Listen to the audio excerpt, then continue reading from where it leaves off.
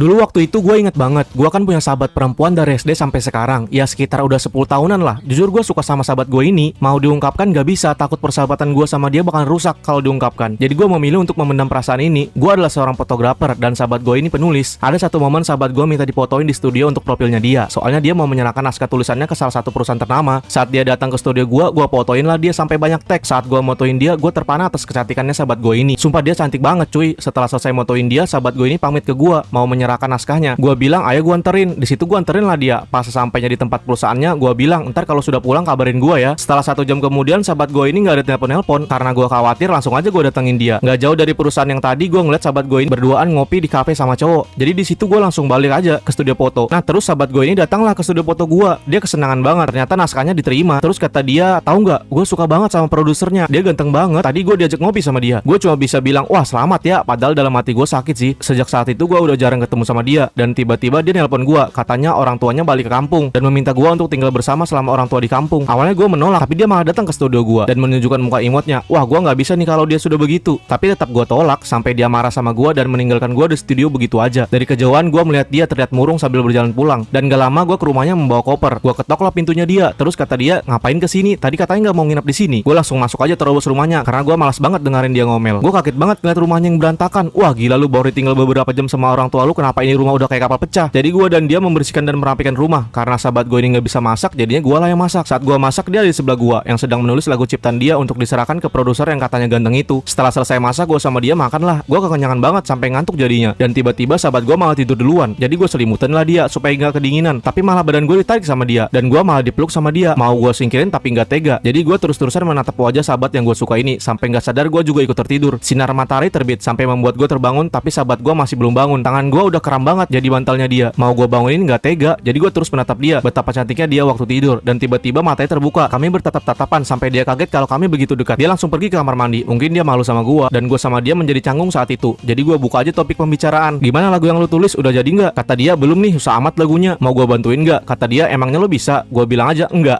Gue malah ditimpuk pakai buku sama dia. Gue ajaklah dia ke studio gue. Nah di sana ada teman gue. Dia kaget banget gue datang sama sahabat gue karena baru aja gue kemarin curhat sama teman gue kalau sahabat gue ini suka sama produsernya. Dan teman gue ini nyaranin buat gue ungkapin perasaan gue ke dia. Tapi gue nggak bisa ngungkapin. Dan kata teman gue, ingat penyesalan ada di terakhiran. Karena hari udah mulai malam, jadi gue sama sahabat gue memutuskan untuk pulang. Nah jadi gue mandi duluan saat itu. Tiba-tiba teman gue ini nelpon HP gue dan diangkat sama sahabat gue. Kata teman gue, kirim dong foto yang tadi di studio. Terus kata sahabat gue, Ardaunya lagi mandi. Nah teman gue ini nyuruh sahabat gue untuk membuka laptop gue. Tolong buka folder 2023. Di situ ada foto, kirim ke gue ya. Nah laptop gue dibukalah sama sahabat gue ini dan dikirimnya foto yang diminta teman gue. Tapi sahabat gue menemukan folder 2013 sampai 2023 yang berisikan fotonya sahabat